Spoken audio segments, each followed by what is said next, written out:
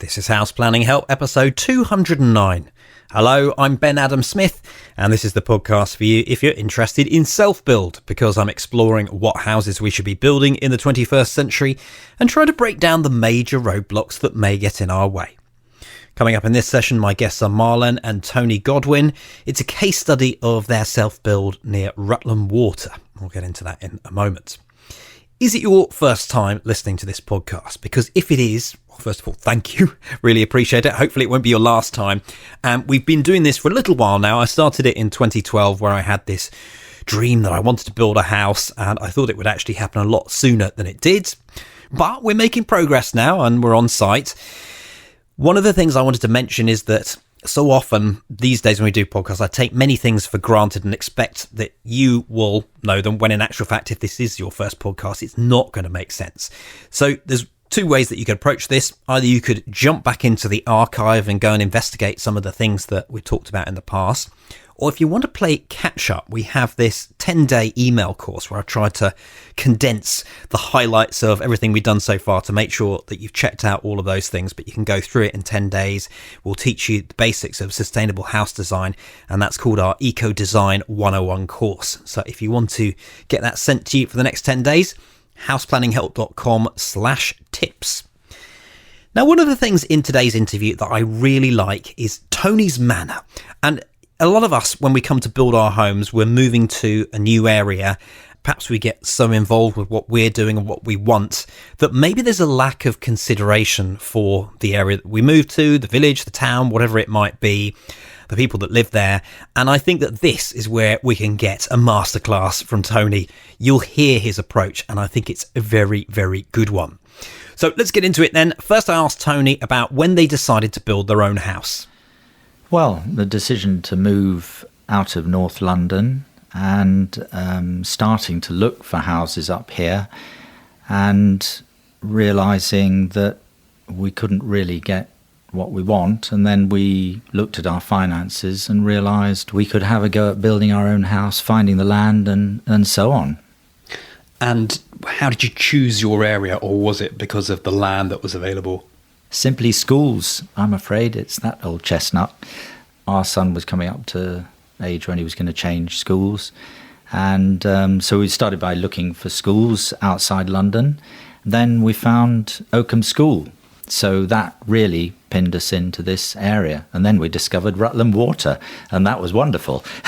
So are you keen sailors and water sports and walking? And Well, I'm a sailor. Marlen's more of a walker. Plenty of opportunities here.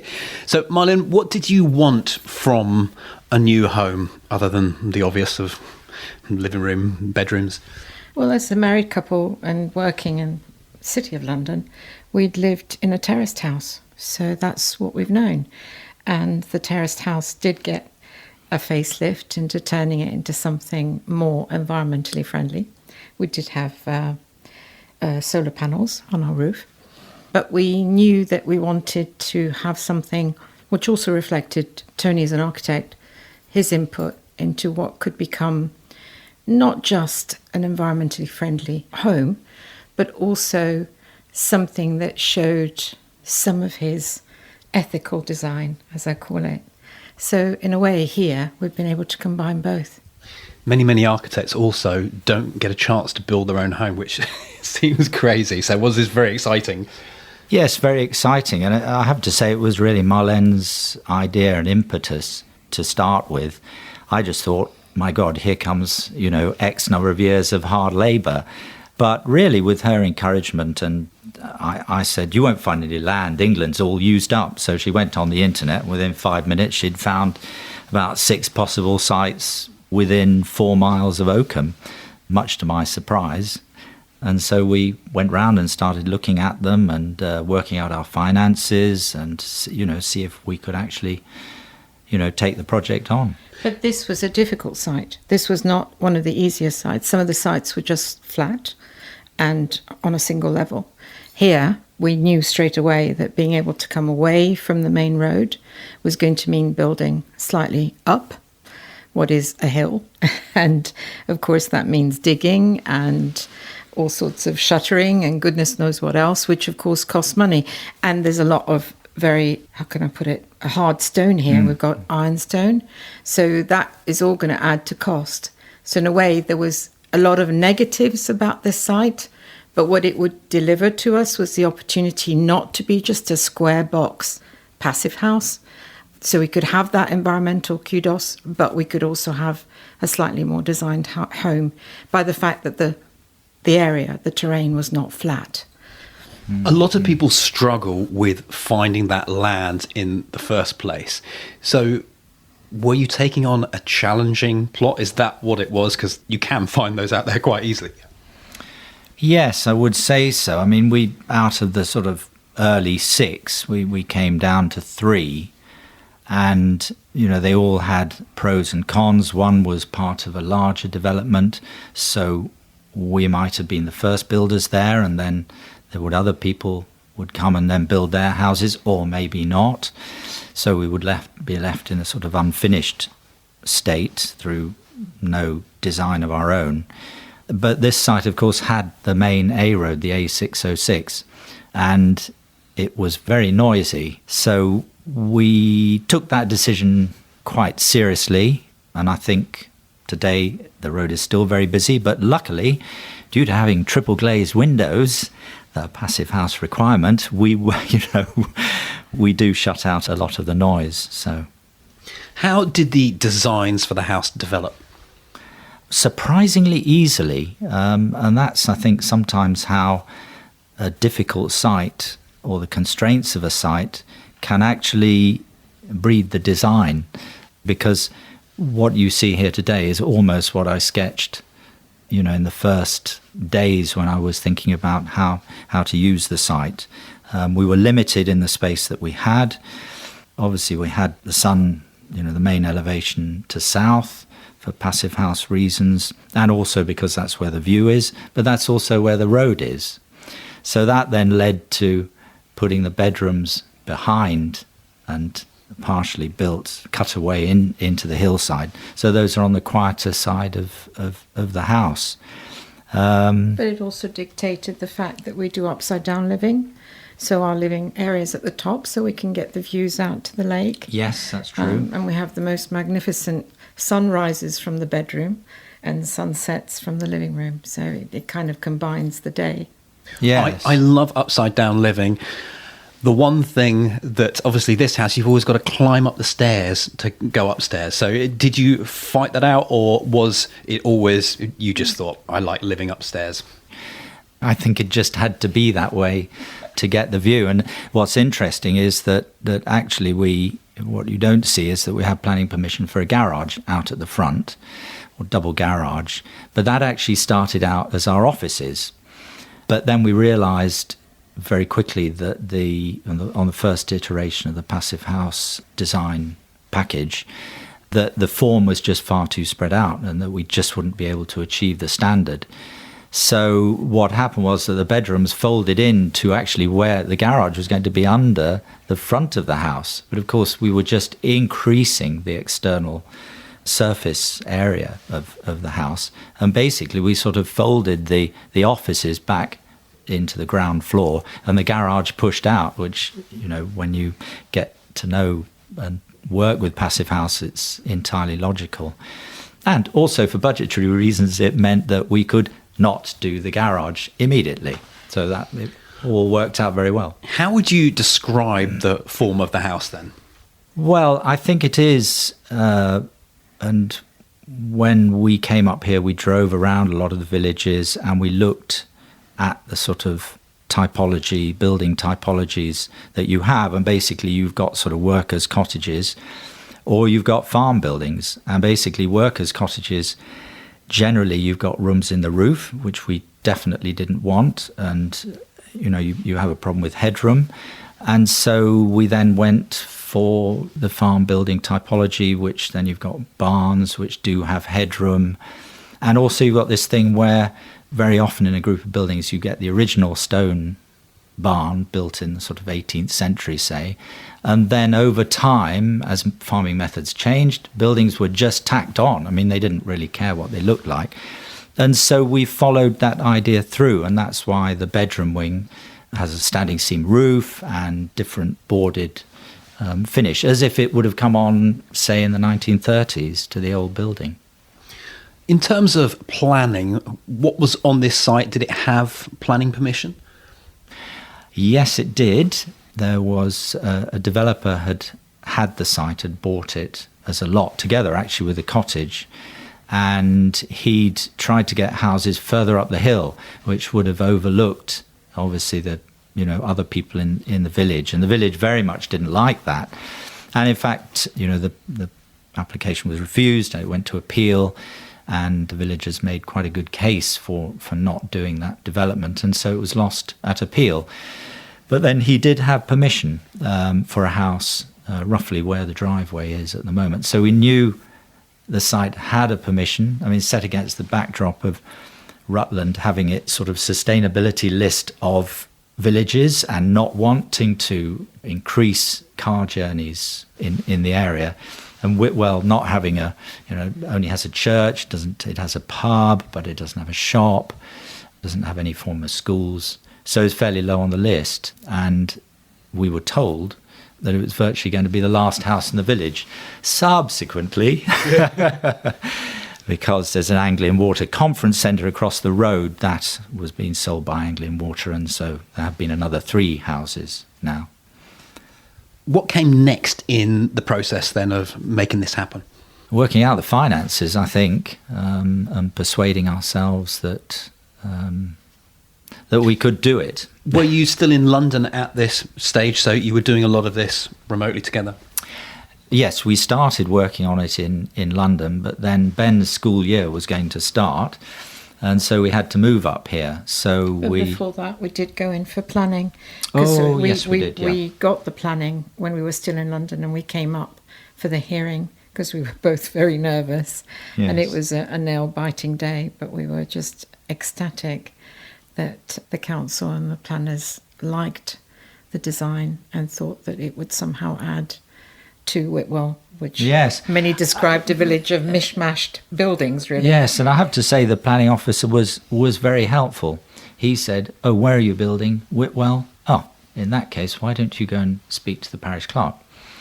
And so we came here, we met the parish clerk, who had always been very assiduous in planning matters, and whenever anything happens in the village, he showed people, what was happening, and they all talked about it, and they put a view back to the council. And so the design actually was developed in a way in consultation with him.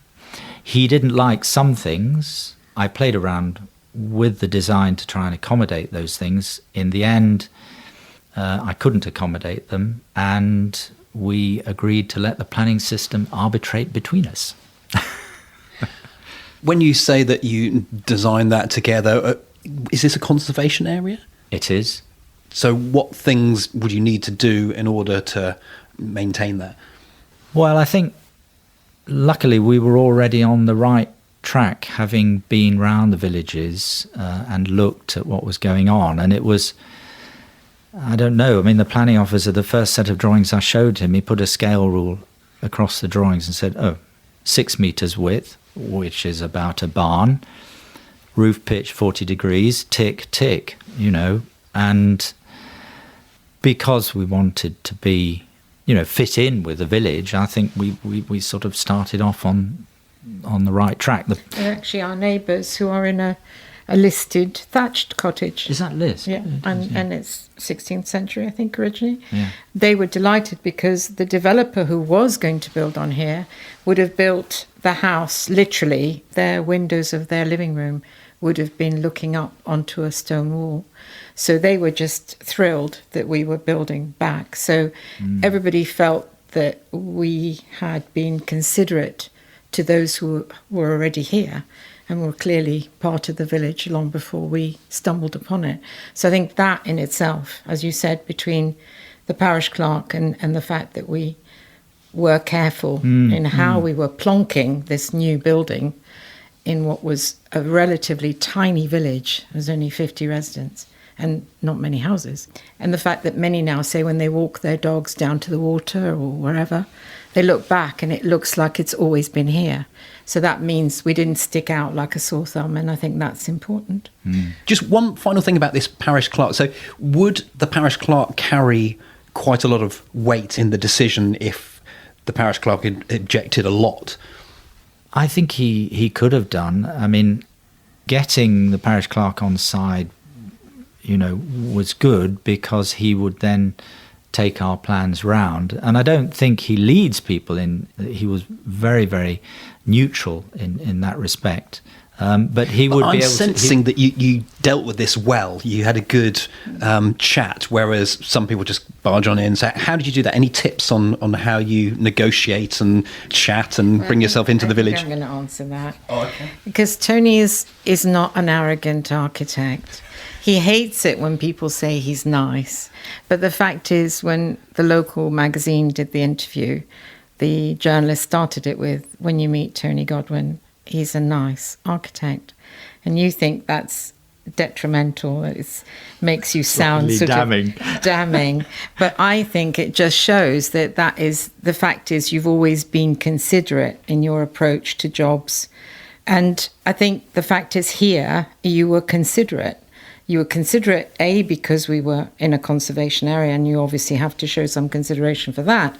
But it wasn't a case of, this is what I want for me. It wasn't a case of the star architecture that we talk about in London as well. And sometimes you can have these iconic buildings, but if nobody lives in them and properly utilises them, then they sort of fall short of what they're supposed to be doing. So I think here, even when we move out because we're too old to live here, which I suppose one day will be the case, we'd like to think that the family that buys it will get the same amount of joy from it. One, because they are minimising their impact on this earth, which after all we only have a plan A, not planet A, no planet B. And secondly, that the space will allow them to enjoy the natural beauty of this area, being by Rutland Water, being able to be outdoors and do all the things that families do together. And then when they're in the house, to be able to feel, I always say to people, I feel like I'm sitting inside a piece of artwork, because although it's minimalist, although it's modern, it kind of lets you breathe. And I didn't have that in London in my terraced house, much as I loved it, because it was our home. We just could not have recreated that there. Yes, I don't know. I mean, going back to your question about negotiation, my view is that if you go and approach people and you go and talk to them first, in a way you draw their fire. And I think it's a very human thing. Even a person who is going to come at you and attack you, they can see you in the flesh. You're not somebody who's sent them something just through the post and so on. And you can explain why you've done things. And indeed, the parish clerk and I came to a point where he didn't like the junction that we had between the garage and the main building, which is actually a flat-roofed connection. And he wanted us to have the pitched roof carrying on into the front elevation of the building, but then we wouldn't have been able to have a window looking out, actually, over Rutland Water. And that's when I said, well, look, Robin, I've looked at it, but it compromises the design.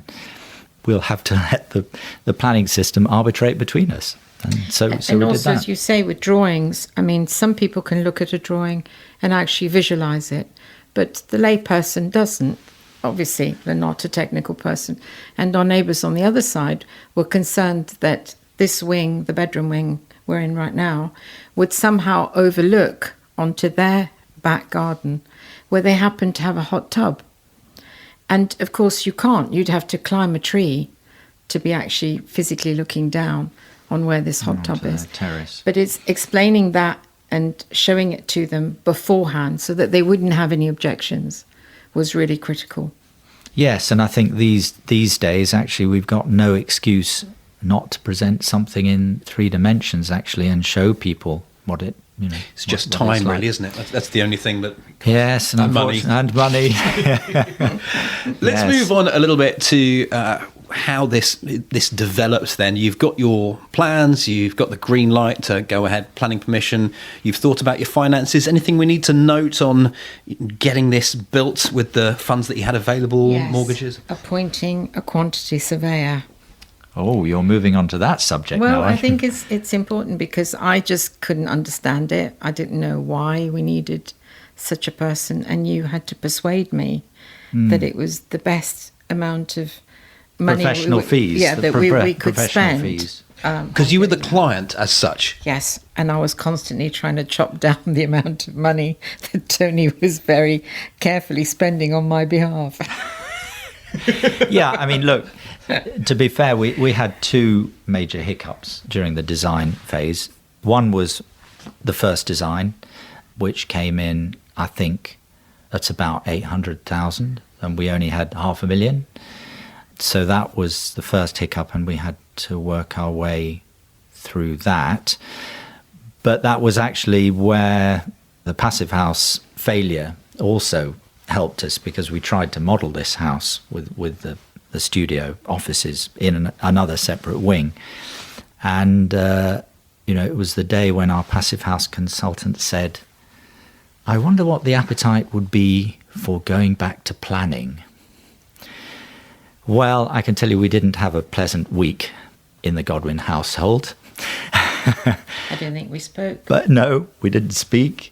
But eventually we decided we had to go back to planning, and we redesigned. And of course, if you start learning about Passivhaus, they say do your first iteration very early on before you go for planning. Before you make any move, make sure that the design is actually going to work. You can't just do anything. So what changed here? You mentioned the budget, so you're over budget on that first design. Are you saying it can't meet Passivhaus 2? So that sounds like quite a lot you've got to shift.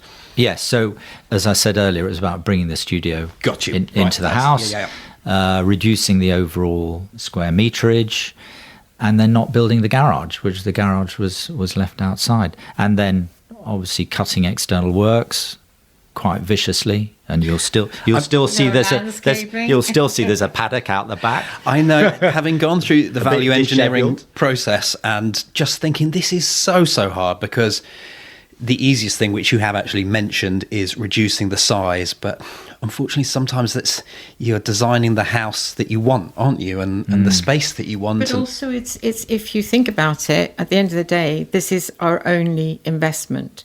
We don't drive fancy cars or do strange things and invest money in portfolios or whatever other people do. So that's it. That's all our energy, efforts, our working life is here where we're standing right now. So when we retire, and as I said, we may have to sell this in order to do that, then you have to get your money back somehow, however that is.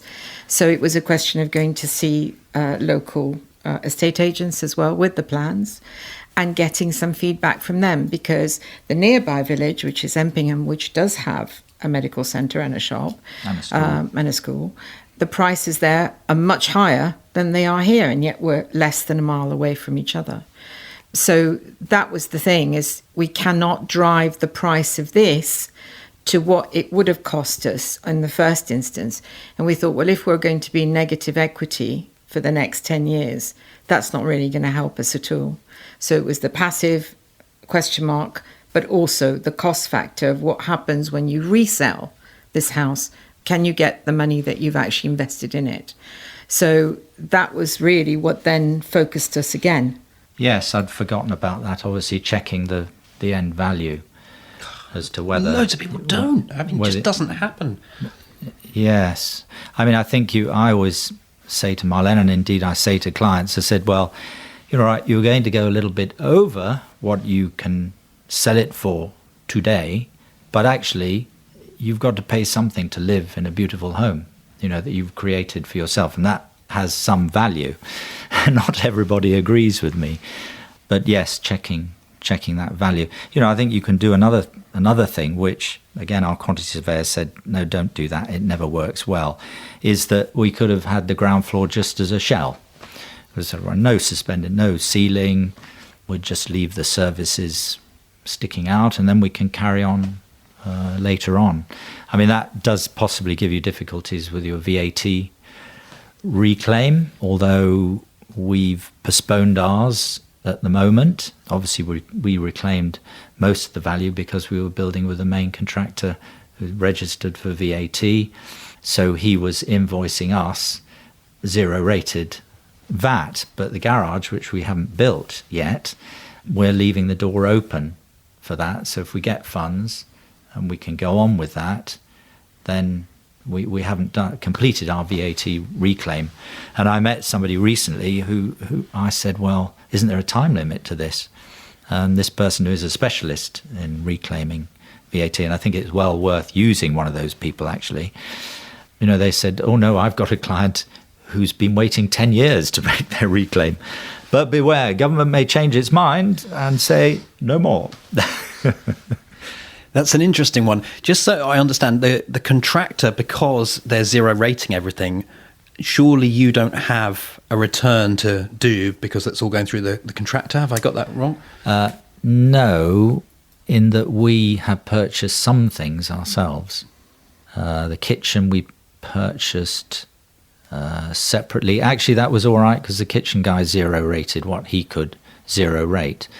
But we had various things, minor things, which we purchased, which, you know, like a rainwater harvesting tank. I paid for that directly. So you And pay it the kind VAT of- on that, obviously. Yeah, and we can reclaim that back. I mean, it might only amount to, you know, £1,000 reclaim or £2,000 reclaim. But, you know, it's worth Wouldn't get it in renovation? No, not at all.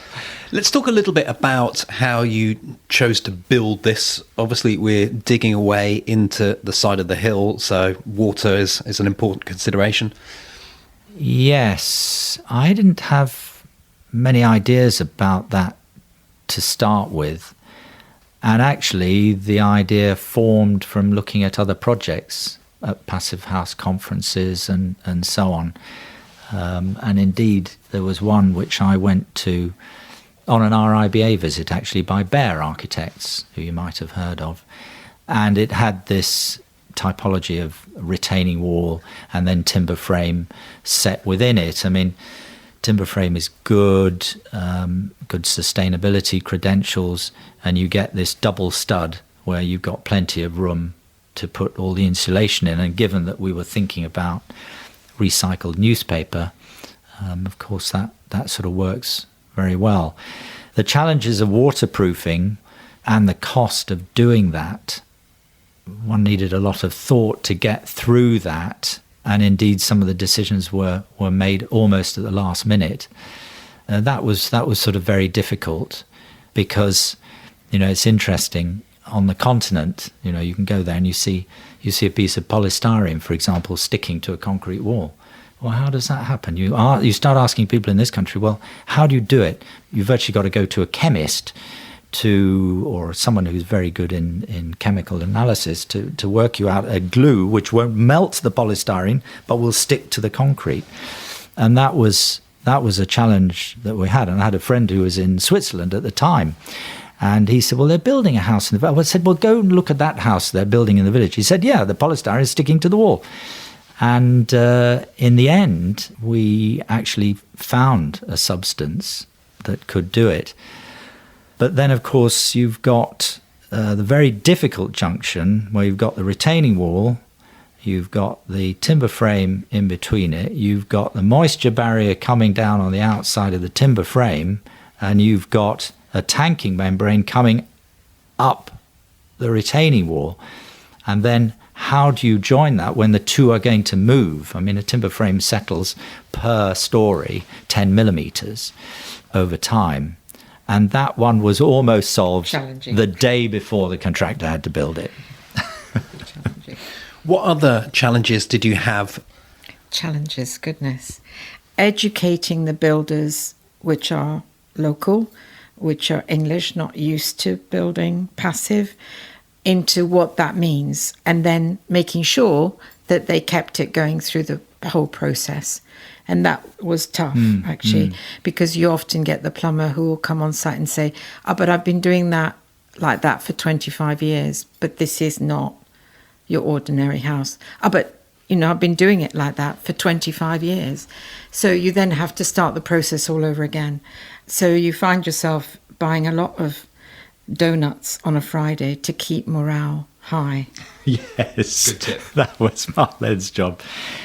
Yes, again, when councils are building to Passivhaus, they're almost working with preferred partners. They're not just going out to general tender.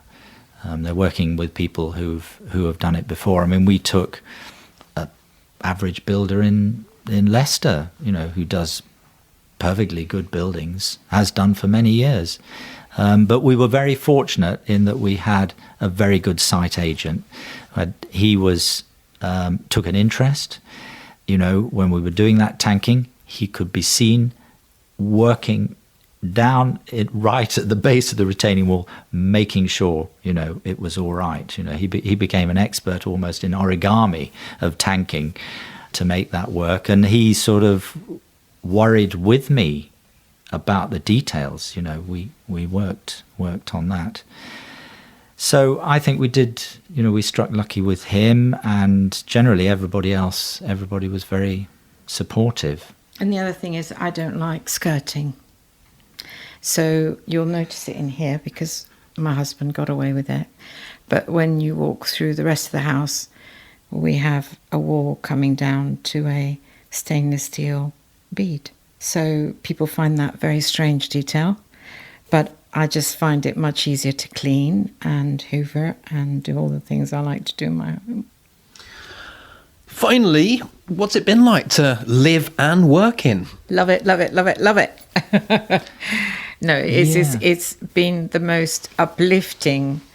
Even if I have a really horrible day at work, and I do have quite a pressurized job, and I deal with clients abroad, so sometimes I have to travel. And obviously Ben has only just gone to university, but when he was here, it was also managing him and his school and so on.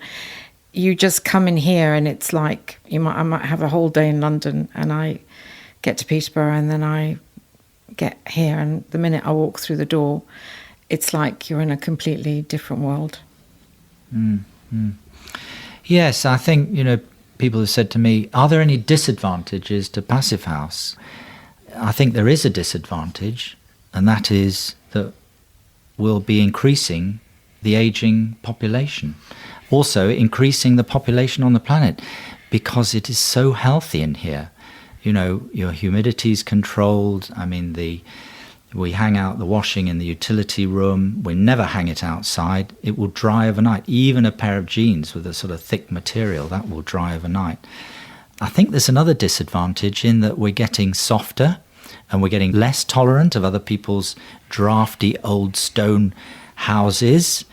Or central heating that's on so much that you've got to throw a duvet off because you think, it's too hot. Yeah, and the other thing is that you get used to being in this temperate, 20, 21 degrees, and you get caught out when you walk out to the post box in a T-shirt. You just didn't realise how cold it was outside.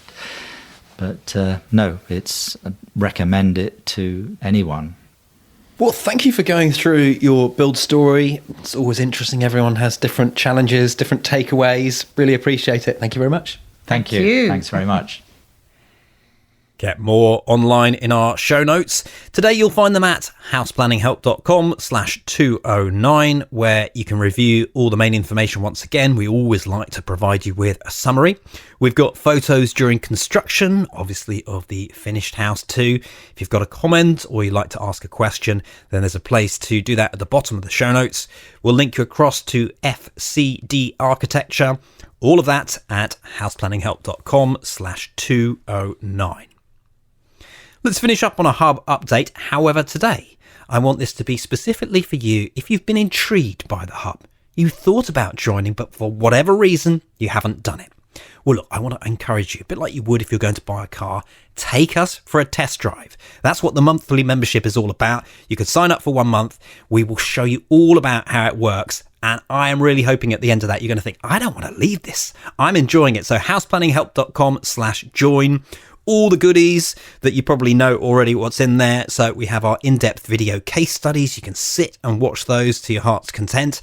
We've been releasing them every single month for quite some time, so I probably should add up how many are in there, but it's not about the adding up. It's about what they're starting to do. So we've had an insulated concrete formwork example. We've had our timber frame system, PH15, excellent system. And now we're doing the masonry build, and we're going to keep on going. Probably, I think next I'd like a straw bale build. We've also got the courses, which attempt to lay it out step by step, just to try and train you up in various different areas so you save time overall and achieve your goal of building your own house. We've got the forum where you can ask questions, and also another opportunity. We have the monthly conference call that we call progress calls, where sometimes we have a guest, sometimes it's us just getting together and trying to resolve any outstanding issues. There's a lot in there. Go and check out houseplanninghelp.com/join. That's it for another day. Thank you for listening. The House Planning Help podcast is produced by Regen Media, content that matters.